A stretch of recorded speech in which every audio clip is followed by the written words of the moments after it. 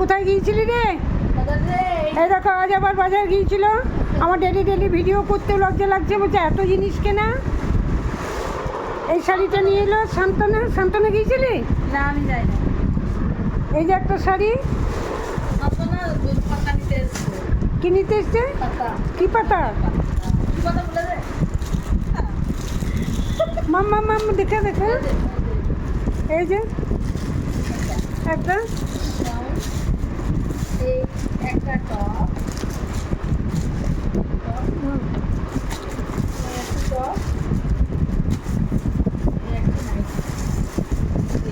এই একটা নাইটি, আর এই শাড়িটি আমার জন্য নিয়ে এসছে। আমার শাড়িটা কেমন হয়েছে আগে তোমরা বলবে।